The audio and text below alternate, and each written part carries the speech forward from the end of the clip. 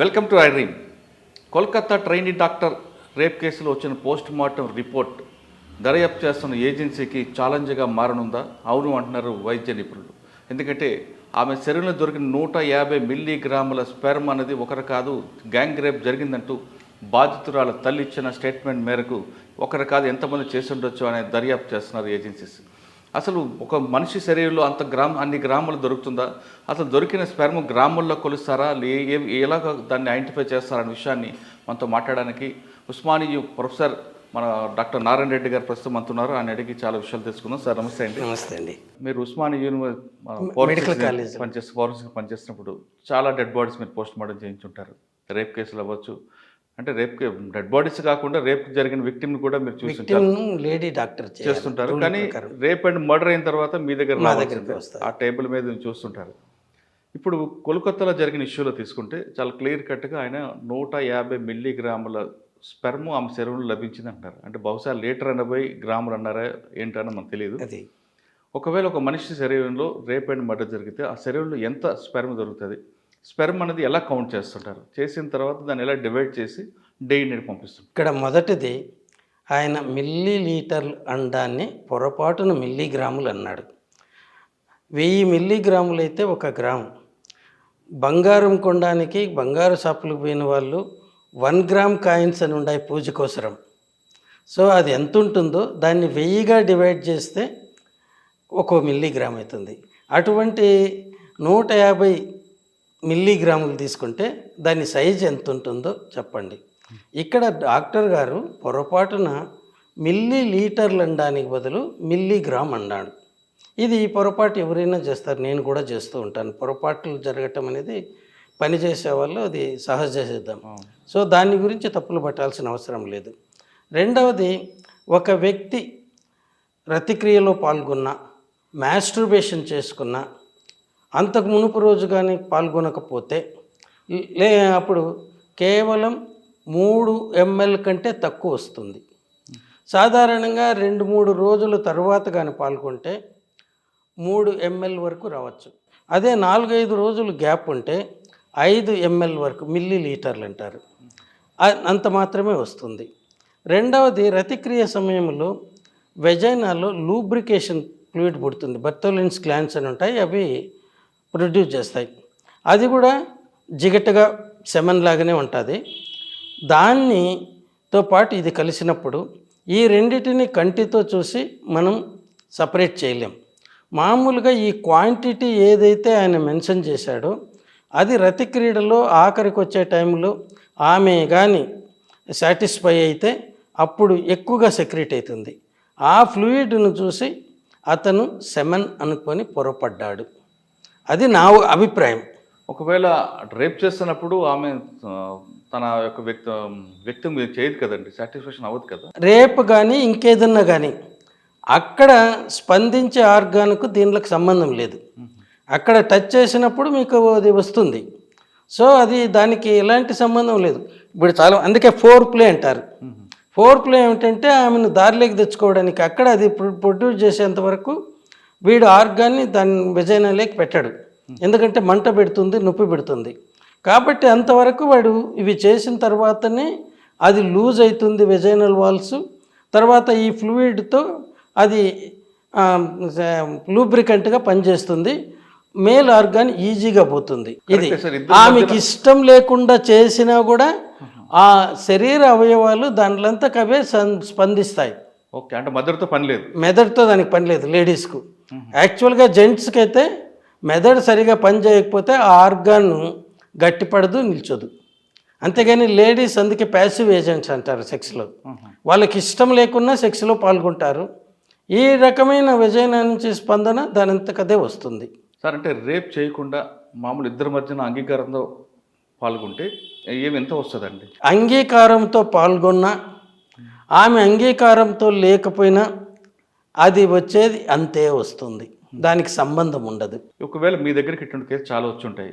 వచ్చినప్పుడు మన స్పెర్మ్ని ఎలా డివైడ్ చేస్తారండి DNA టెస్ట్ కోసం? అంటే మీరు ఇందాక చెప్తున్నారు, ఆమె దగ్గర నుంచి లూబ్రికెంట్ వస్తుంది, ఇక్కడ స్పెర్మ్ ఉంటుంది, కాబట్టి 2 ఒకటే కలర్ ఉంటాయి, కాబట్టి 2 ఎలా డివైడ్ చేస్తారు? దాన్ని డివైడ్ చేసేది ఏమి ఉండదు. ఇక్కడ ఒక స్వాబ్ తీసుకుంటాము, ఆ స్వాబ్ను ఫారెన్సిక్ సైన్స్ ల్యాబొరేటరీకి పంపుతాము. అక్కడ వాటిలో స్పెర్మటోజోవా ఉందా అని చూస్తారు. స్పెర్మటోజోవా అంటే దాంట్లో డిఎన్ఏ ప్రొఫైల్ తీసుకుంటారు. ఆ డిఎన్ఏ ప్రొఫైల్ను వీడి డిఎన్ఏ ప్రొఫైల్తో కంపేర్ చేస్తారు. వీడి డిఎన్ఏ ప్రొఫైల్కి కూడా చాలా ఈజీ. ఒక స్వాబ్ తీసుకొని లేకపోతే గ్లాస్ది మొద్దుగా ఉండేది పక్కన నుంచి ఇలా అని దాని నుంచి పంపితే ఈ మన సెల్లో శరీరంలో ఉండే జీవకణాల్లో ప్రతి కణంలోన 46 క్రోమోజోమ్స్ ఉంటాయి. ఆమెలో మాత్రం ఇది స్పెర్మ్లో కానీ ఆ స్త్రీ యొక్క అండములో కానీ కేవలం 23 ఉంటాయి. ఆ 23 కలిస్తే 46 క్రోమోజోములతో మొదటి పిండం ఏర్పడుతుంది. అది డివైడ్ అయ్యి దీంట్లో ఉంటుంది. కాబట్టి దీంట్లో ఎంత అనేది ఏమి ఉండదు. వీళ్ళు చూసేది ఆ స్పెర్మ్ ఏమన్నా ఉందా, ఆ స్పెర్మ్లో ఉన్నటువంటి డిఎన్ఏ అనేది క్రోమోజోమ్స్లో ఉండేది. అది క్రోమోజోమ్స్ వేరు, క్రోమోజోమ్ లోపల ఉండేది డిఎన్ఏ. వీటిని ఇతని యొక్క వేరే సెల్ న్యూక్లియస్ డిఎన్ఏ నుంచి కంపేర్ చేస్తారు. అవన్నీ యాజ్ ఇట్ ఈజ్గా కానీ మ్యాచ్ అయితే అది అతని సెమనని గుర్తిస్తారు. అది డిఎన్ఏ టెస్ట్.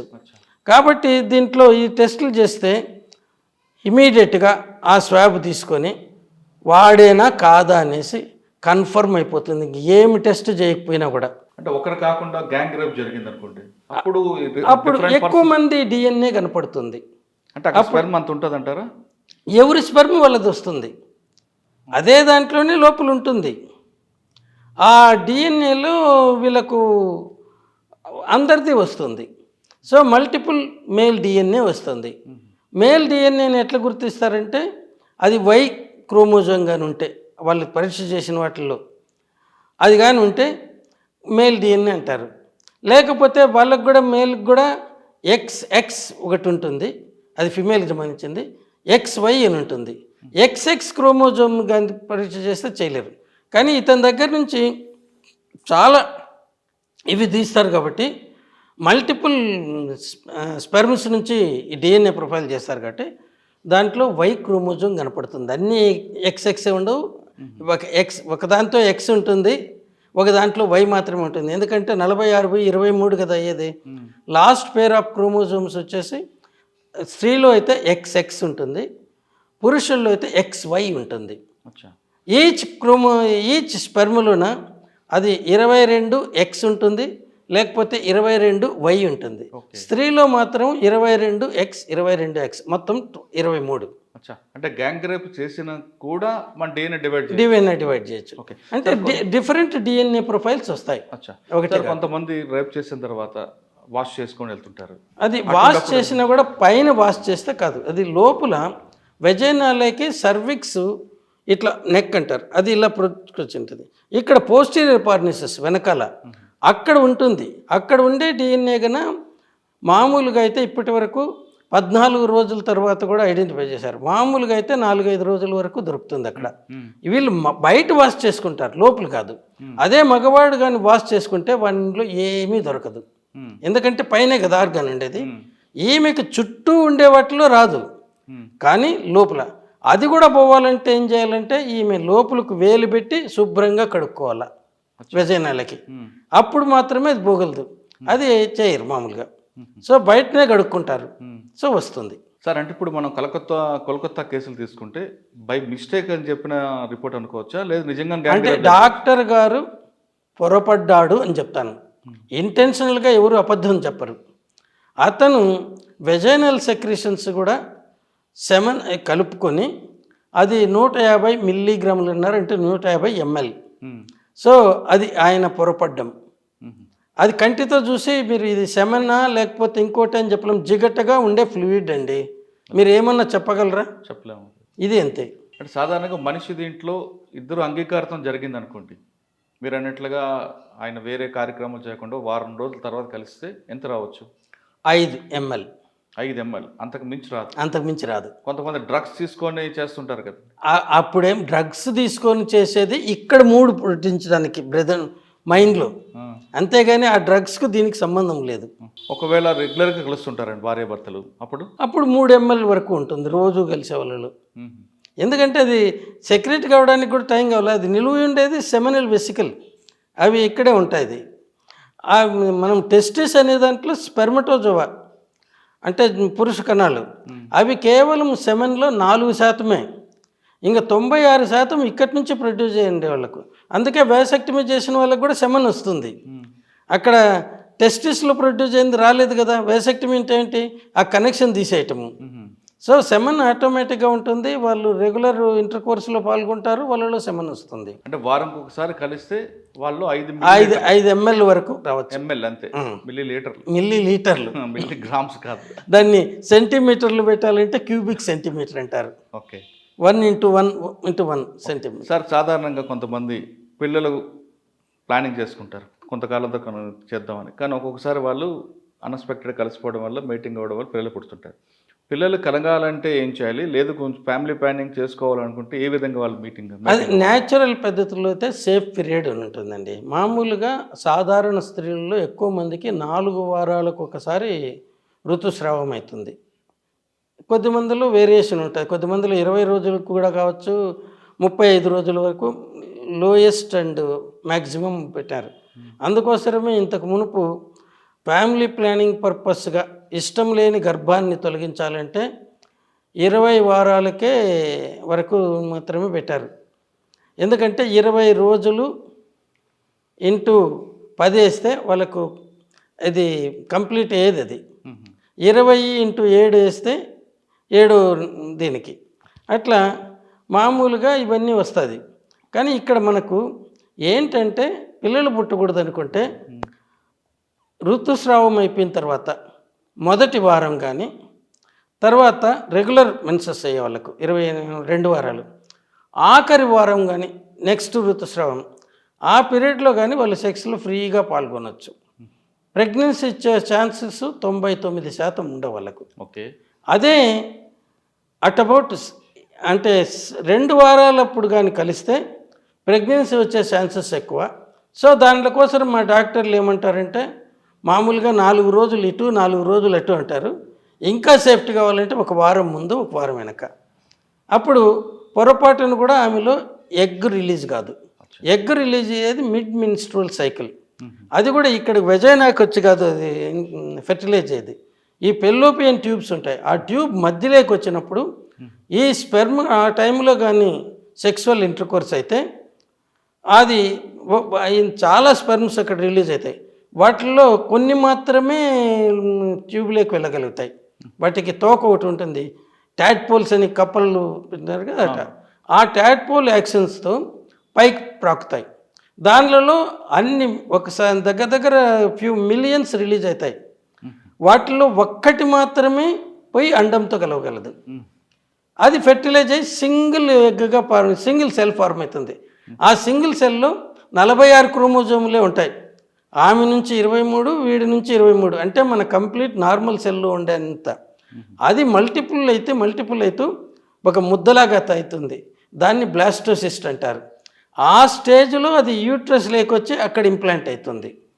అక్కడ ఇంప్లాంట్ అయిన తర్వాత పెరిగి 9 నెలల వరకు సుమారు అప్పటి వరకు పెరిగి బయట వస్తుంది. ఇది పిండం ఏర్పడేది. అక్కడి నుంచి వచ్చిన అండం మగవాడితో కలిసి క్రాస్ అయిన తర్వాత అది అప్పటికి అది అక్కడికి వచ్చి ఉంటుంది, ఆ పెల్లోపియన్ ట్యూబ్ మధ్యలోకి. ఈ స్పెర్మ్ కూడా అక్కడికి వెళ్తుంది. అన్నీ పోలేవు, కొన్ని మాత్రమే. ఆ పోయిన వాటిల్లో ఒకటి మాత్రమే కలవగలుగుతుంది. అప్పుడు ఒక సింగిల్ సెల్గా ఫామ్ అవుతుంది. ఆ సింగిల్ సెల్ నుంచి ఏకకణ జీవి నుంచి ఇంత పెద్ద ఆకారాలు పుడతాయి. ఇంకా ఈ డిఎన్ఏ అనేది ఏంటంటే ఆ క్రోమోజోముల్లో ఉండేది. ఇది పుట్టబోయే బిడ్డ రూపురేఖలు ఎలా ఉంటాయి, ఎంత ఎత్తు పెరగలడు, ఆయన ఇంటెలిజెన్స్ ఎట్లుంటుంది, ఆయన శరీర అవయవాలు ఎట్లా ఉండబోతాయి, వీటినన్నిటినీ కూడా క్రోడీకరించి నిలిపి ఉంటుంది. దాని నుంచేనే మనకి ఏ ఏజ్లో ఏ మార్పులు రావాలనేది కూడా ఉంటుంది. అందుకే దీన్నంతా కూడా మనం ఏదో చదువుతా కానీ వీటిని కానీ తెలుసుకుంటే ఇంతకంటే మహామాయ ఇంకెక్కడ ఉండదు. సార్ కొంతమంది ట్విన్స్ పుడతారు, కొంతమంది 6 3 కానుపులు కంటారు. అప్పుడు ఎలా? ట్విన్స్ పుట్టే రకంలో 2 ఉండదు. యూనివోలర్, ఇప్పుడు నేను ఇట్లా చెప్పినాను కదా, పిండం ఫామ్ అవుతుందండి. ఒకటి ఫామ్ అయ్యి వెజైనాలో ఉన్నప్పుడు పిండం ఏర్పడేటప్పుడు అంటే అక్కడి నుంచి ఒక ముద్దలాగా వస్తుంది, దాన్ని బ్లాస్టోసిస్ట్ అంటారు. అది అనుకోకుండా రెండుగా చీలుతుంది. రెండుగా చెల్లి 2 పిల్లలు బయట వస్తారు. వాళ్ళిద్దరూ మేల్ కానీ ఫిమేల్ కానీ ఉంటారు, ఇద్దరు కూడా, ఇద్దరు మేల్ ఆర్ ఫిమేల్. దాంతో అతను ఇది వచ్చి వాళ్ళిద్దరి డిఎన్ఏ ఒకటిగా ఉంటుంది, కానీ ఫింగర్ ప్రింట్స్ మాత్రం డిఫరెంట్గా ఉంటుంది. ఇవి తల్లిదండ్రుల నుంచి సంక్రమించేటివి కాదు, కానీ డిఎన్ఏ ఫింగర్ ప్రింట్ మాత్రము ఆ యూనివోలర్ అంటే ఒక పిండం నుంచి 2గా డివైడ్ అయి పుట్టిన వల్ల ఒకటిగానే ఉంటుంది. అదే 2 సార్లు కలయిక వలన జరిగినప్పుడు ఒక్కోసారి సెకండ్ ఎగ్ కూడా రిలీజ్ అవుతుంది. ఆ టైంలో కలిసినప్పుడు లేకపోతే సెకండ్ పీరియడ్లో రిలీజ్ అయిన దాంట్లో ఇది ఒక ఇంటర్ కోర్స్తోన అదొక ఇంటర్ కోర్స్తోన జరుగుతుంది. అక్కడ ఒకరు మేలు ఒకరు ఫిమేలు ఉండొచ్చు. తర్వాత ఇంక కొన్ని కేసులు రిపోర్ట్ అయినాయి. ఒక ఆమెకు ఒకడు తెల్లగా ఇంకొకడు న్యూగ్రో ఫ్యూచర్తో పుట్టినాడు. అప్పుడు దాన్ని ఇన్వెస్టిగేట్ చేస్తే ఆమె ఇద్దరితోన సంబంధం ఉంది.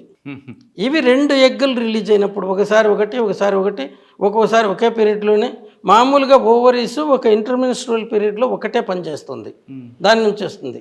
ఒక్కోసారి అనుకోకుండా 2 కూడా రిలీజ్ చేయొచ్చు కొద్ది తేడాతో, 2 ఎగ్గులు.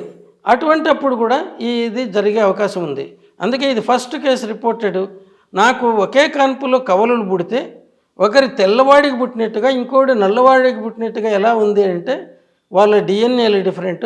తర్వాత హిస్టరీ తెలిసింది ఏంటంటే ఆమెకు ఒక నీగ్రో జాతి వాడితోన అమెరికాలో ఇంకొక తెల్లవాడితోన సంబంధాలు ఉన్నాయని. సార్ మనం ఒకసారి కేసు వెళ్దాం. ఆ కేసులో ఆయన ఇచ్చిన స్టేట్మెంట్ ప్రకారం ఇది మళ్ళీ ఒకసారి గ్యాంగ్ రేప్ అంటూ వాళ్ళ తల్లి ఇచ్చిన స్టేట్మెంట్ ఇవ్వడం, ఆవిడ కూడా కంప్లైంట్ ఇవ్వడం, ఇన్వెస్టిగేషన్ స్టార్ట్ అవుతుంది. అంటే ఇన్వెస్టిగేషన్ పార్ట్లో ఉంటుండగా ఒక ఫోరెన్సిక్స్ డాక్టర్ మీడియాతో మాట్లాడున్నది కరెక్టా కాదా? కరెక్ట్ కాదు, అది తప్పుదారిని పట్టిస్తుంది కేసు. ఒకసారి మాట నోటి నుంచి బయట వచ్చిన తర్వాత ఎవరికి వచ్చినట్టుగా వాళ్ళు దాంతో ఆడుకుంటారు, వాళ్ళ ఓన్ స్టోరీలు సృష్టించుకుంటారు. ఆ కథలు ఇప్పుడు ఏంటంటే మనకు తెలుసు కదా, ఇది వాట్సాప్ ఇంకోటి చక్కర్లు కొడుతూ ఉంటారు. ఒక సామెత ఉంది, అసత్యము సత్యము కానీ పరుగు పందానికి పోటీ పెట్టుకుంటే వీడు సత్యం అనేవాడు కూర్చొని బట్టలు తొడుక్కొని షూస్ వేసుకునే లోపల అసత్యం అనేవాడు సగం ప్రపంచాన్ని చుట్టాడు. సో వాడి కలిగించిన ఎఫెక్ట్ను సత్యం ఎప్పటికీ డిమాలిష్ చేయలేదు. ఎన్ని ప్రూఫ్ చేసినా కూడా ప్రజలు ఎట్లుంటారంటే crime and sex are more interesting, మనం ఎన్నన్నా కబుర్లు చెప్పచ్చు. సో నేను క్రైమ్ జరిగింది అనుకుంటే నువ్వు జరగలేదంటే నేను నమ్మను. ఇంకా బాగా జరిగింది ఇంకా ఎంతమంది ఉంటారంటే అది నమ్ముతాను. ఎందుకంటే ఇది మనకు ఉండేటటువంటి మన మైండ్కు ఉండేటటువంటి ఒక దుర్గుణం. మీరు చెప్పండి ఎంతన్నా చేసి సైంటిఫిక్ ప్రూఫ్తో, దానికోసమని వీటిలో ఒక సామెత ఉంది, 1 ounce of circumstantial evidence is more worth than a ton of oral evidence అన్నారు ఈ కంట్రీలో, ఇండియాలో. ఎందుకంటే మనం చిన్నప్పటి నుంచి అసత్యాలను నమ్మటం, అసత్యాలు మాట్లాడడంలో నుంచి పెరిగాం. సో దీంట్లో మనము అసత్యం వితౌట్ ఎనీ హెజిటేషన్ మాట్లాడతాం. సత్యం మాట్లాడాలనుకుంటే మనం ఊహించుకొని సత్యం మాట్లాడాలి కాబట్టి సత్యం చెప్తానంటారు. దీంట్లో సత్యం మరుగున పడిపోతుంది, అసత్యం చక్కర్లు కొడుతూ ఉంటుంది. దీనికి బెస్ట్ ఎగ్జాంపుల్ సినీ యాక్ట్రెస్ ప్రత్యూష కేసులో. అది సిబిఐ వాళ్ళు ఆమె ఫోన్ కాల్ను కంటిన్యూస్గా రికార్డ్ చేసినారు. మేనమామ కూతురుతో నుంచి బయటపడినప్పటి నుంచి పోతూ ఉన్నప్పుడు ఎవరెవరితో మాట్లాడన్నారు. వాళ్ళ దీని ప్రకారము 6:30కు ఒకసారి వాళ్ళ తల్లికి ఫోన్ చేసి జయం పిక్చర్లో హీరోయిన్ పాత్ర వచ్చిందని చెప్పింది. అది తల్లి అందరికీ చెప్తూ ఉంటే తల్లి వాళ్ళ ఫ్రెండ్స్కి అందరికీ చెప్తే ఆ అమ్మాయిలందరూ ఒకరి తర్వాత ఒకరు ఈ అమ్మాయికి కంగ్రాచులేట్ చేయడానికి చెప్పారు. తర్వాత వీళ్ళు హైదరాబాద్కి వెళ్ళి ఒక పెస్టిసైడ్ షాప్లో పురుగుల మందు కొనుక్కున్నారు. అది 300 ml మిల్లీలీటర్లు. అది తీసుకొని మళ్ళీ హిమయత్ నగర్కి వచ్చి అక్కడ చైనీస్ రెస్టారెంట్ ఉంటుంది. అక్కడ 2 క్యాడ్బరీ చాక్లెట్స్, ఒక కూల్ డ్రింక్ కోకోకోలా 1 లీటర్ 5 లీటర్స్ది కొనుక్కున్నారు. ఇది పురుగుల మందు కొన్న తర్వాత చోటనే ఈ బాటిల్ ఓపెన్ చేయడానికి ఒక ఫ్రిస్కర్ నైప్ బాటిల్ ఓపెనర్ కొన్నారు. దీంతో అక్కడ చాక్లెట్ తినేది మునుపుగా అది ఓపెన్ చేసి ఆ మందు కూడా అంతా పోసుకోలేదు, దీంట్లోకి కొంచెం మాత్రం పోసుకొని మిగతా దానికి శుభ్రంగా మూత పెట్టి ఆ మున్సిపల్ డస్ట్బిన్లో వేశారు. వీళ్ళు ఆసుపత్రికి వచ్చి అడ్మిట్ అయిన తర్వాత అది ఏంటి మీరు తాగిన పురుగుల మందు ఏదో తెలిస్తే దానికి సరైన విరుగుడు ఇవ్వచ్చు అని డాక్టర్లు అంటే, ఈ అబ్బాయి గుర్తు చేసుకొని ఫ్రెండ్స్కి ఫోన్ చేసి అక్కడ ఆ చైనీస్ రెస్టారెంట్ పక్కన ఉండేటువంటి చెత్త కుప్ప దాంట్లో వేసినాము, అక్కడ వీళ్ళ ఫ్రెండ్ ఎవరున్నాడో అతనికి ఫోన్ చేసి అది వెతికి తీసుకొని రమ్మంటే అతను తీసుకొని వచ్చాడు. దాని ట్రేడ్ నేమ్ నువాక్రాన్. దాన్ని అది ఒక ఆర్గనోపాస్పేట్ కాంపౌండ్ గ్రూప్ది. సో వాళ్ళు ఇలా జరిగింది. క్యాడ్బరీ చాక్లెట్స్ చెరువుటి కొన్నారు, అది తిన్నారు. దాంతోనే స్టమక్ ఫ్లూయిడ్ బ్రౌన్ కలర్ వచ్చింది. తర్వాత అబ్బాయిలు స్టమక్ ఫ్లూయిడ్లో స్టమక్ వాష్ చేసినప్పుడు 4.1 mg/100 ml వచ్చింది. ఈ అమ్మాయిలు మాత్రం 29 mg/100 ml వచ్చింది. ఇది కానీ బయట పెడితే ఏమంటారు, ఈ అమ్మాయి తక్కువ తాగింది, వాడు ఎక్కువ తాగింది, మరి వాడెందుకు చావలేదంటారు. కానీ ఇద్దరు ఒకే మోతాదులోనే తాగింటారు. అబ్బాయిలు స్టమక్ నుంచి అబ్జార్ప్షన్ రేట్ మామూలుగా ఎక్కువగా అబ్జార్బ్ అయ్యేది చిన్న ప్రేవుల నుంచి, అక్కడికి కాకపోకమునిపై స్టమక్లోని అమ్మాయిల్లో చాలా ఎక్కువగా అబ్జార్బన్ అయింది. దానివల్ల దాంట్లో శాతం తగ్గింది. వీడిలో అక్కడ అబ్జార్ప్షన్ కెపాసిటీ తక్కువ ఉంది. అందువల్ల ఈయనకు 4.1 mg/100 ml ఆఫ్ స్టమక్ ఫ్లూయిడ్లో ఉంది. ఆ స్టమక్ ఫ్లూయిడ్ కూడా బ్రౌనిష్ కలర్ ఉన్నారు. ఆ బ్రౌన్ ఎక్కడి నుంచి వచ్చింది, వీళ్ళు తిన్న క్యాడ్బరీ చాక్లెట్స్ నుంచి. తర్వాత కేర్ హాస్పిటల్ అక్కడ కడుపులో తిప్పుతూ ఉంటే మిగిలిన కోకోకోలా డ్రింక్ను హుస్సేన్ సాగర్లో వేసేశారు. అక్కడి నుంచి కేర్ హాస్పిటల్కు తొందరగా పోతూ అబ్బాయి ఫ్రెండ్స్కి అందరికీ ఫోన్ చేసి వీళ్ళకి కామన్ ఫ్రెండ్స్కు జాగ్రత్తగా చదవండి, జాగ్రత్త, అక్కడ ఇక్కడ తరగద్దు, వేస్ట్ చేసుకోవద్దు అంటే వాళ్ళు ఎవరైనా బయట పోయేటప్పుడు ఇది చెప్తాం కదా, ఏం చేయాల్సిందే అలా చెప్తామంటే వీళ్ళకేమొచ్చింది, ఎందుకు చెప్తున్నారని అడిగితే మీరు కేర్ హాస్పిటల్కి రండి మీకే తెలుస్తుంది అని పోయినారు. ఎందుకంటే they never wanted to commit suicide. ఇవి సర్కమ్స్టాన్సెస్ చెప్తే అది తీసుకొని నటిస్తే ఈ లోపల అబ్బాయి తల్లిదండ్రులు వచ్చి వాళ్ళ పెళ్ళికి ఒప్పుకుంటారు. మీరు చావద్దనరా నాయన, బ్రతకండి, ఎవరినైనా పెళ్లి చేసుకో, బ్రతుకుంటే చాలు అనేసి ఈ ప్లాన్లో. సో దీన్ని పోయి అమ్మాయి 15 గంటల 45 నిమిషాల్లో ఆసుపత్రుల్లో ట్రీట్మెంట్ తీసుకుంటూ ఉన్నది. ఆసుపత్రిలో ఆమె చేరిన 1.5 అవర్కు 1.5 గంటకు ఆ తల్లి ఇమీడియట్గా ఆమెకు ఫోన్ పోయింది, మీ అమ్మాయి ఆసుపత్రిలో ఉంది, కేర్ హాస్పిటల్ బంజారా హిల్స్లోని. అక్కడి నుంచి ఆటో తీసుకొని కొడుకుని తీసుకొని ఇక్కడికి వచ్చేప్పటికి 9:30 అయింది. 9:30-10 మధ్యలో కొద్దిసేపు ఆమెను ఇంటెన్సివ్ కేర్లో ఉండటంతో అనుమతి చేయలేదు, ఎవరిని కానీ అనుమతి చేయరు. ఆ అమ్మాయి కొద్ది కాన్షియస్నెస్ తెచ్చుకొని కొద్దిగా బయటపడిన తర్వాత మళ్ళీ ఈమెను లోపలికి చేసినప్పుడు ఈమె ఇచ్చిన స్టేట్మెంటు 14వ తేదీ మార్చి 2002లో అన్ని పేపర్లోనూ వచ్చింది. నన్ను కొద్దిసేపు ఆపారు, తర్వాత అలో చేస్తే 7 మంది డాక్టర్లు పాపను పరీక్ష చేస్తున్నారు. వాళ్ళలో ఒకరు హౌ ఆర్ యూ అని పాపను అడిగితే పాప ఐఎమ్ ఓకే సార్ అనింది అనేసి. దీన్ని ఒక విలేకరి నిజంగానే అనిందా అనేసి, ఎందుకంటే అంతవరకు మునుస్వామి చెప్పింది గొంతు విసిగి చంపి తీసుకెళ్లారు అనేసి. ఇది పోతా ఉంటే తర్వాత ఇది ఇలా జరిగింది. కానీ ఒంటి మీద గాయాలు ఉన్నాయి కదండి, ఆ గాయాలన్నీ కూడా ట్రీట్మెంట్ పార్ట్వి, ట్రీట్మెంట్ పార్ట్వి కాదు, అన్నీ ఎడం వైపున ఉన్నాయి. 2 నీడిల్వి, అవి దారం కుట్టి కట్టేయడానికి ఈ పైపును. ఇక్కడ మామూలుగా కాళ్ళకు కానీ చేతులకు కానీ వీన్ సెక్షన్ చేసి చేస్తారు. ఈ అమ్మాయికి అప్పుడే అపస్మారక స్థితిలో వస్తే అది చేయడానికి వీలు కాకపోతే అప్పుడు చేసినారు.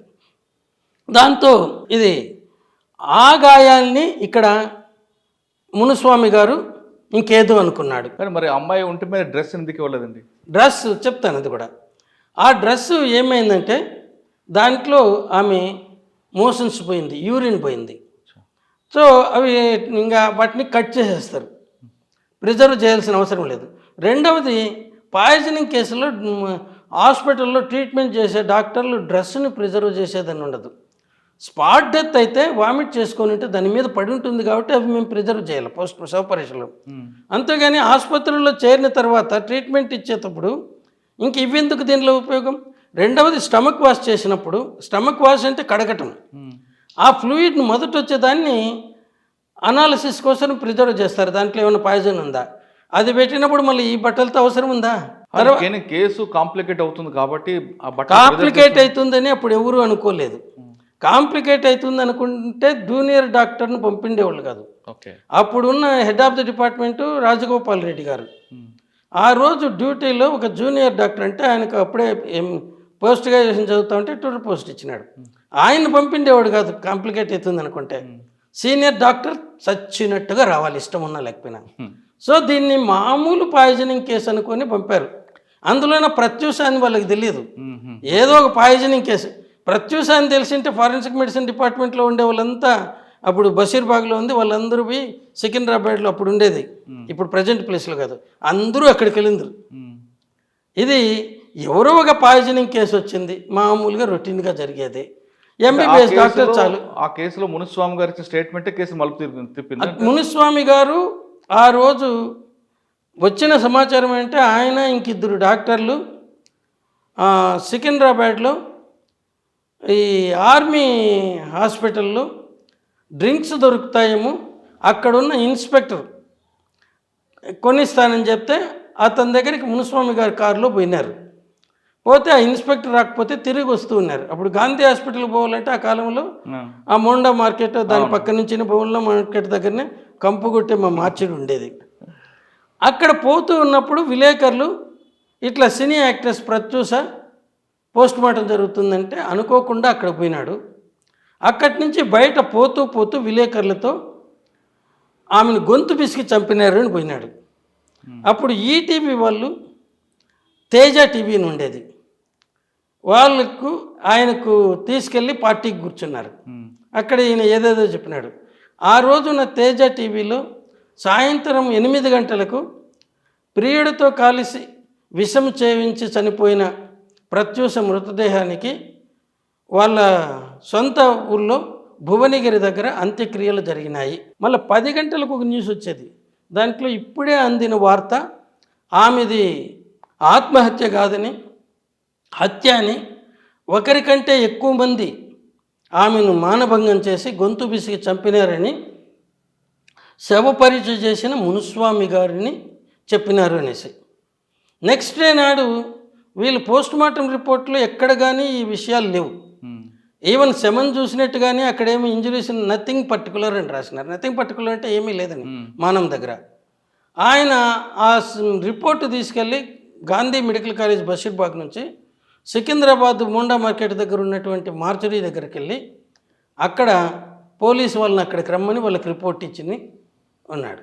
అది కూడా తేజ టీవీ వాడు తీసుకున్నాడు.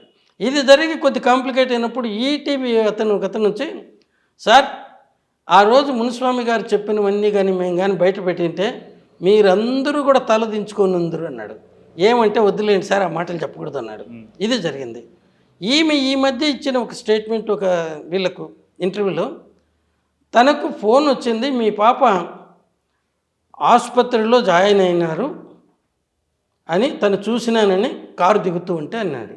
ఈమె నమ్మలేదు, ఎందుకంటే ఇప్పుడే తేజ హాస్పిటల్ ఆఫీస్కి పోతున్నాడు. అది సిబిఐ ఇన్ఫర్మేషన్ ప్రకారం 7:18 మదర్కు ఈమె ఫోన్ చేయటం, ఈమె రిప్లై ఇవ్వటం. సో అది చెప్తామనంటే ఈయన ఆమెకు ఫోన్ చేసింది 7:45 8 గంటలకు. అంటే మీరు మొత్తం మీద స్టడీ చేశారు కాబట్టి, అంటే నేను ఉన్నాను కాబట్టి నా మీద ఆరోపణలు వచ్చినాయి కాబట్టి మనం అన్నీ చూసుకోవాలి కదా. కరెక్టే సార్. అది రిపోర్ట్ కూడా చెప్పేది అది క్లియర్ కట్గా సూసైడ్. అవును, అందులో గ్యాంగ్ రేప్ కానీ అసలు ఏది లేదు. ఈవెన్ సెషన్స్ కోర్టు ఇచ్చిన జడ్జిమెంట్ కాపీ నా దగ్గర ఉంది, దాంట్లో ఉండే విషయాలే నేను చెప్తున్నాను. కాబట్టి ఒక డాక్టర్ గారు ఇటు స్టేట్మెంట్ ఇవ్వడం వల్ల కేసు తారుమారు అవుతుంటారా? అవుతుంది. డాక్టర్ చెప్తే అందరూ నమ్ముతారు. అందులోనే శవ పరీక్ష చేసిన డాక్టర్ చెప్తే ఇంకెవరు అతన్ని సస్పెక్ట్ చేయరు. కానీ కర్మ ఏంటంటే ఇప్పుడైతే కొద్ది మెడికల్ కాలేజెస్ ఎక్కువ రావటం వల్ల యంగ్ డాక్టర్స్ జాయిన్ అవుతున్నారు.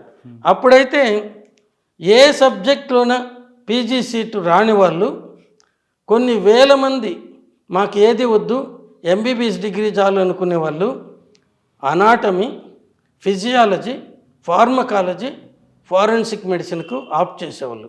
అప్పటికి కూడా ఇవి ఖాళీలు వెళ్ళిపోయేటివి. ఫారెన్సిక్ మెడిసిన్ ఎక్కువ మంది దేనికి చూస్ చేసేవాళ్ళు అంటే అటువంటి వాళ్ళలో ఇదైతే సబ్జెక్ట్ చిన్నది, ఈజీగా పాస్ చేస్తారని. అనాటమీ, ఫిజియాలజీ, ఫార్మకాలజీ బుక్లు పెద్దగా ఉంటాయి, వాటిని చూసి భయపడేవాళ్ళు. ఇలాంటి రకాలు వస్తాయి. సో వీటిల్లో ఆఖర్లు లైన్లో నిల్చున్న వాళ్ళు వస్తారు, మధ్యలో ఇంతమంది వదిలేస్తే.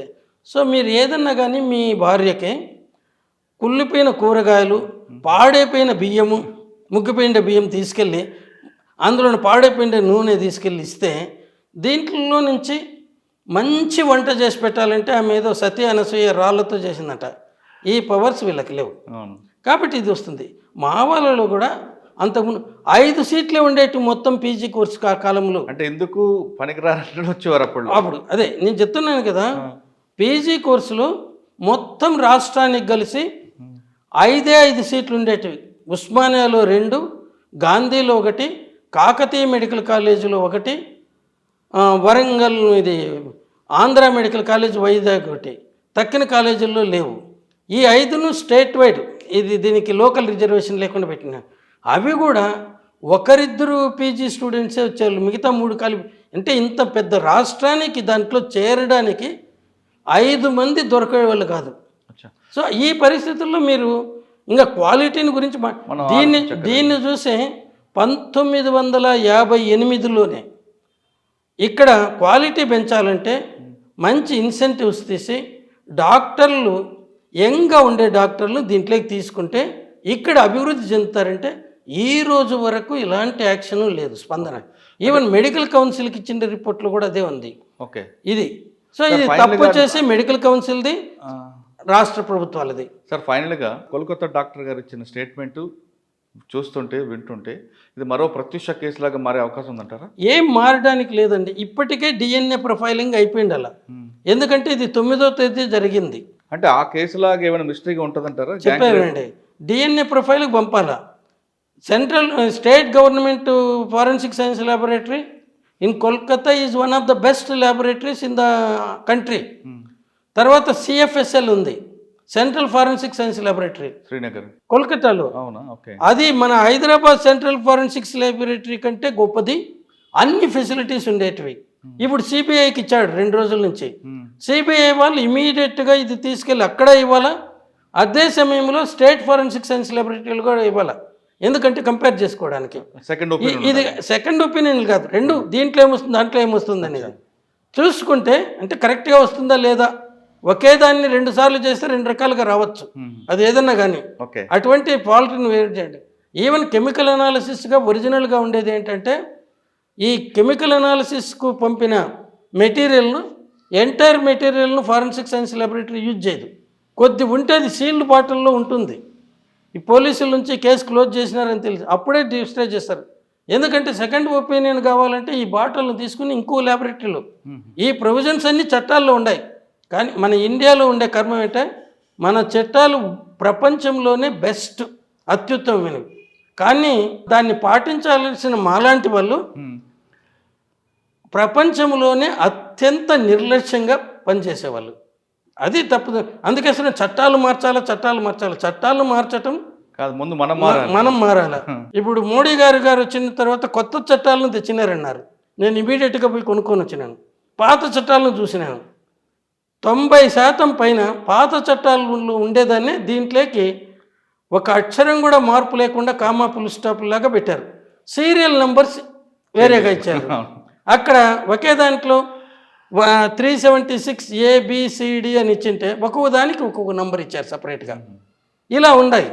సో అట్లా చేశారు. కానీ దీనికి కొత్త చట్టాలను పెట్టిండకూడదు. అంటే సిబిఐ వాళ్ళు కరెక్ట్గా ఇన్వెస్టిగేషన్ చేస్తే కేసు బ్రేక్ త్రూ 10 రోజుల్లో మొత్తం అయిపోతుందండి. సర్కమ్స్టెన్షియల్ ఎవిడెన్స్ ఈరోజు మమతా బెనర్జీ గారు ఇచ్చినారు. 3 రోజుల్లో కంప్లైంట్ చేయండి. 3 రోజుల కంటే ఎక్కువ అవసరం లేదు వాళ్ళకు. ఎందుకంటే అంతా తెలుసు అక్కడ ఆ రోజు ఎవరెవరు ఉండింటారనేది. అంటే ఒకరా గ్యాంగ్ రేప్ అనేది క్లారిటీ వస్తుంది. అది రాకపోయినా వారం రోజుల లోపల డిఎన్ఏ టెస్ట్ తెప్పించుకోవచ్చు. అదేం పెద్ద ఇది కాదు. వీళ్ళు ఎన్న కబుర్లు చెప్పొచ్చు సైంటిస్టులు. ఉమ్. వారం లోపల వాళ్ళు తెచ్చుకోవచ్చు. అది వస్తే వారం లోపల తెలిసిపోతుంది ఒకరుండారా 10 మంది ఉండారా లేదా అనేసి. దానికోసం ఈ లోపల ఈ మీడియాలో ప్రతి ఒక్కరు దాన్ని ఏంటండి ఇది పెడతారు. యూట్యూబా? ఈ యూట్యూబ్లు ఎవరికి వాళ్ళు చేసుకునేది కూడా వచ్చింది ఇప్పుడు. Social so media. అవి సోషల్ మీడియాలో చక్కర్లు కొడుతూ ఉంటాయి. ఇప్పుడు మీరు ఒకటి పెట్టారనుకోండి, దీన్ని 10 మంది ఫార్వర్డ్ చేస్తారు. అట్లే నేను ఇది చెప్పాను అనుకోండి, నన్ను బండబూతులు తిడుతూ 100 మంది పెడతారు. వీటన్నిటికీ మనం ఇమ్యూన్ కాలేకపోతే ఈ దీంట్లో ఉండలేము. పోలీసు వాళ్ళు కానీ, మెడికల్ లీగల్ వర్క్ చేసే డాక్టర్లు కానీ, మెజిస్ట్రేట్లు, జడ్జిలు కానీ ఇటువంటి వాటిని పట్టించుకోకుండా మందమైన చర్మంతో ఉండేవాళ్ళుగా తయారు కావాలి. ఎందుకంటే మనం చెప్పాల్సిన సత్యం. ఎవరు ఏమనుకుంటే మనకు సంబంధం లేదు. మనం అప్పుడు తెలుసుకోవాల్సింది ఇంకోటి మాట్లాడితే, రోడ్డు మీద పోయేటప్పుడు ఎన్నో కుక్కలు మురుగుతాయి, ప్రతి నోరు మూయించలేము. ఇది కూడా వాడికి ఎవరికైనా డౌట్ ఉంటే ఏమైంటుందా లేదా, ముందు 150 మిల్లీగ్రాములు కొలవటం వీలవుతుందా? నువ్వు బంగారు షాపు పోయినా 1 గ్రామ్ గోల్డ్ కాయిన్ అడుగుతావు పూజకు, అంతేగాని 10 మిల్లీగ్రాములది 100 మిల్లీగ్రాములది అడగవు. సో ఇక్కడ ఎంఎల్ 150 ఎంఎల్ అంటే మనకు సాధారణంగా టీ తాగే కప్పు ఉంటుంది కదా, దాని పరిమాణం పెద్ద కప్పులది. టీ తాగేటి 2 కప్పులు వచ్చినాయి ఇప్పుడు ఈ మధ్య, 100 ఎంఎల్ది కూడా. దీని పోతే దాని రేటు వేరు, దీని రేటు వేరు అనేసి. ఆ చిన్న కప్పు కాకుండా మామూలుగా పెద్దగా నార్మల్గా ఇచ్చే కప్పు, దాని పరిమాణం వచ్చేసి 150 ఎంఎల్.